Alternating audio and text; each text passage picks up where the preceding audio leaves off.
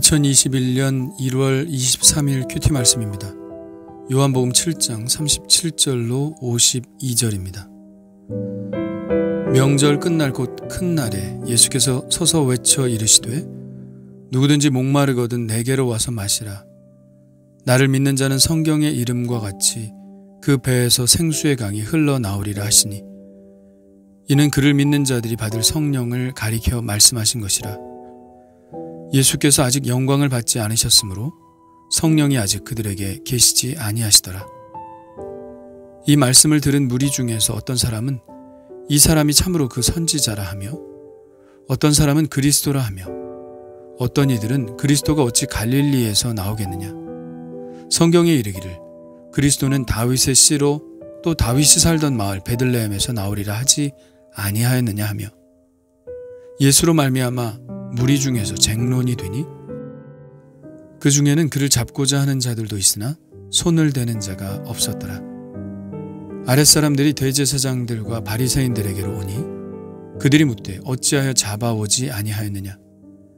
아랫사람들이 대답하되 그 사람이 말하는 것처럼 말한 사람은 이때까지 없었나이다 하니 바리새인들이 대답하되 너희도 미혹되었느냐.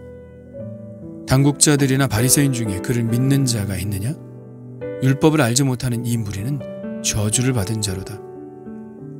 그 중에 한 사람 곧 전에 예수께 왔던 니고데모가 그들에게 말하되 우리 율법은 사람의 말을 듣고 그 행한 것을 알기 전에 심판하느냐? 그들이 대답하여 이르되 너도 갈릴리에서 왔느냐? 찾아보라. 갈릴리에서는 선지자가 나지 못하느니라 하였더라. 아멘. 초막절의 마지막 날이 되었습니다. 이 날을 큰 날이라고 부르죠. 레위기의 절기 규정을 보면 초막절에 대해서 이렇게 나와 있습니다.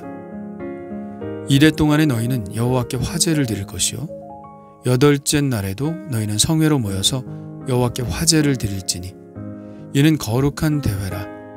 너희는 어떤 노동도 하지 말지니라. 초막절은 안식일에서 시작하여 안식일에 끝나게 되어 있습니다. 그러니까 마지막 날은 초막절의 여덟째 날로 안식일이죠. 절기를 지켜도 다른 날들은 일을 할 수 있었습니다. 그러나 마지막 날 안식일에는 당연히 일을 하지 못했죠. 그래서 많은 사람들이 초막절의 마지막 날 제사를 드리기 위해 모였습니다. 예수님께서 이 초막절의 마지막 날에 서서 이렇게 외치셨습니다.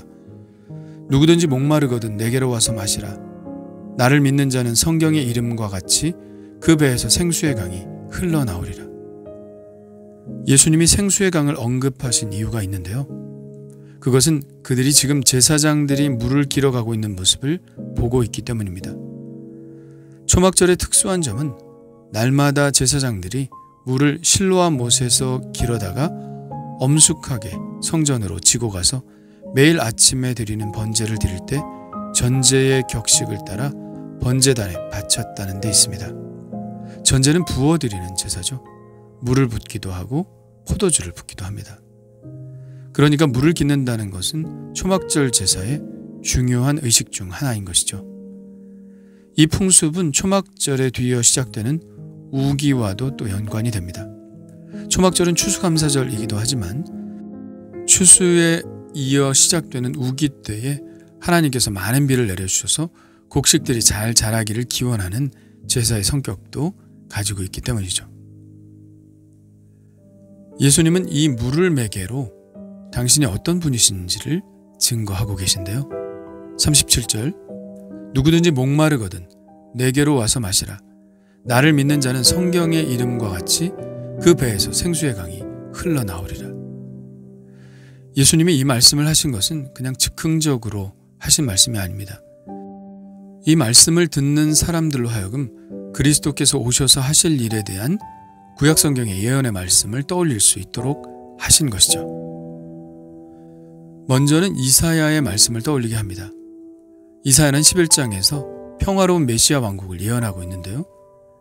그때 이리가 어린 양과 함께 살며 표범이 어린 염소와 함께 누우며 이런 구절들이 있는 부분이죠. 곧바로 이어 12장에 그 메시아로 인해 구원받은 자들의 감사 찬송이 시편처럼 적혀 있습니다. 거기에 이런 구절이 나옵니다. 보라, 하나님은 나의 구원이시라. 내가 신뢰하고 두려움이 없으리니 주 여호와는 나의 힘이시며 나의 노래시며 나의 구원이심이라. 그러므로 너희가 기쁨으로 구원의 우물들에서 물을 기르리로다. 그리고 오늘 말씀에서 생수의 강이란 그를 믿는 자들이 받을 성령을 가리켜 말씀하신 것이라고 말하고 있는데요. 이사야 선지자도 이 물과 성령을 같은 차원으로 이해하고 있습니다. 이사야 44장입니다. 나는 목마른 자에게 물을 주며 마른 땅에 시내가 흐르게 하며 나의 영을 내 자손에게 나의 복을 내 후손에게 부어주리니. 어떻습니까? 예수님의 말씀이 그냥 예사로 하신 말씀이 아닌 것을 알 수 있겠죠.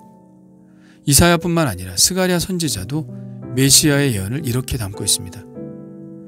그날의 죄와 더러움을 씻는 샘이 다윗의 족속과 예루살렘 주민을 위하여 열리리라.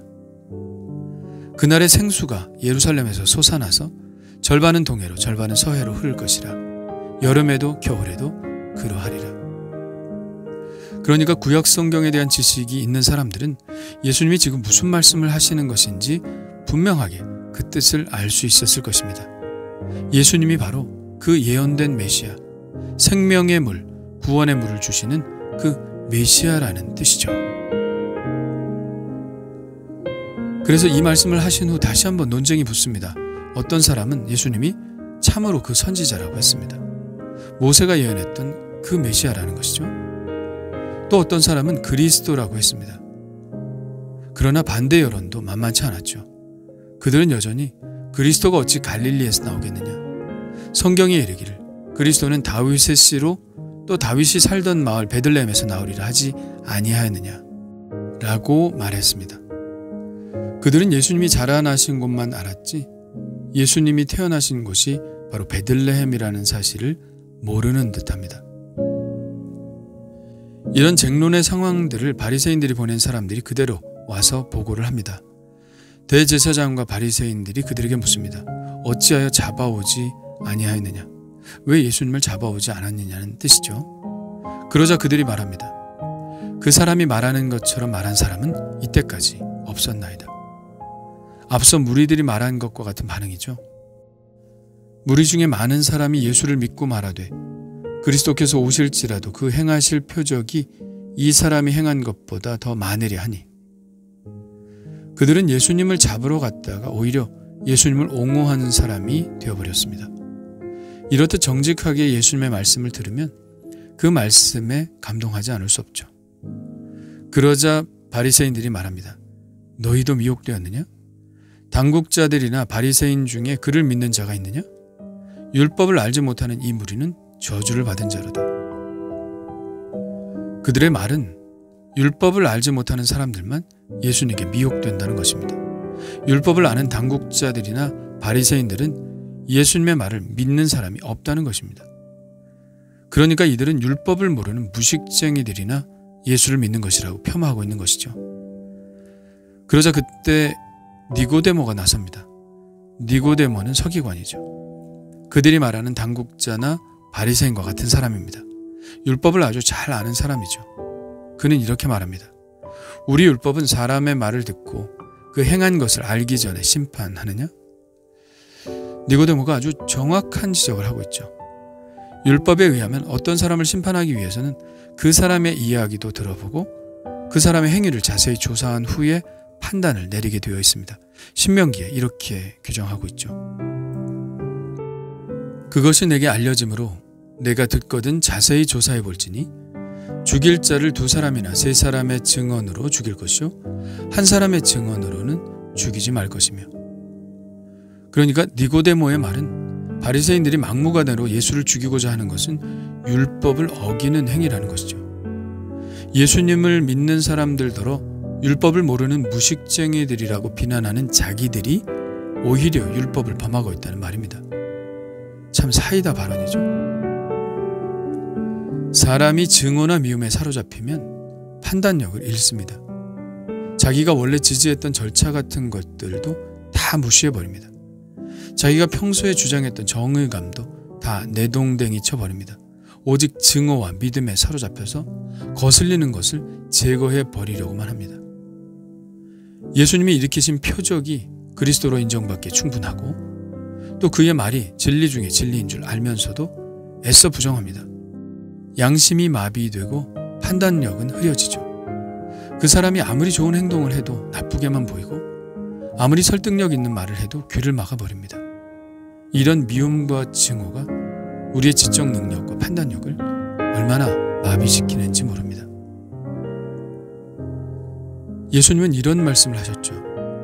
사람이 하나님의 뜻을 행하려 하면 이 교훈이 하나님께로부터 왔는지 내가 스스로 말함인지 알리라.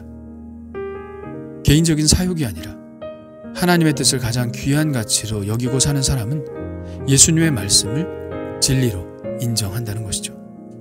바로 오늘 니고데모와 같은 사람입니다. 그러나 반대로 바리새인과 같은 사람들도 있습니다. 자신들의 지위와 명예 때문에 진리를 알아보지 못하고 예수님을 거부하죠. 그래서 모든 문제는 마음에 있는 것 같습니다. 세상을 보는 나의 안경이 더러우면 세상이 더럽게 보이고 깨끗하면 깨끗하게 보이는 것이죠. 그래서 말씀을 보기 전에 먼저 마음을 깨끗하게 하는 것, 사람을 판단하기 전에 먼저 내 마음을 깨끗하게 하는 것이 선행되어야 할 줄 믿습니다. 오 주님, 저의 마음을 정결케 하여 주옵소서.